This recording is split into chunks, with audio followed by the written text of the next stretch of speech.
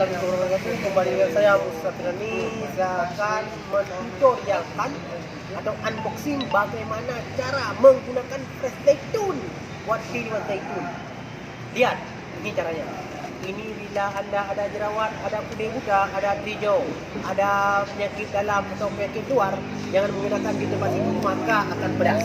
Maka dia kita gunakan pada penyakit luar seperti di sini apa namanya, kalau mau batuk terus di sini dan mau pusing-pusing terus di sini, ada jerawat, habis dia keren. Lihat ya.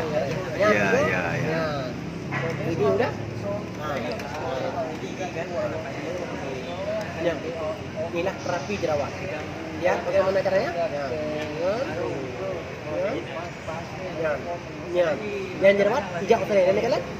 Jerawat kusare, maksudnya adalah insya Allah hilang jerawat. Ya. Jangan takut dan tidak mengapa. Bila yang terang mata, seperti mata kucing atau mata elang, mata kelip.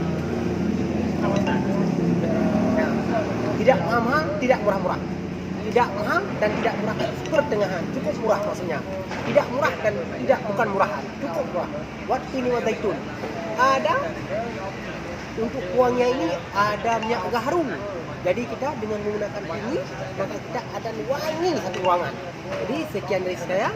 Bila utusan silakan hubungi WhatsApp 0822 72 50 54 sebenarnya. Sekian dari saya. Assalamualaikum warahmatullahi wabarakatuh.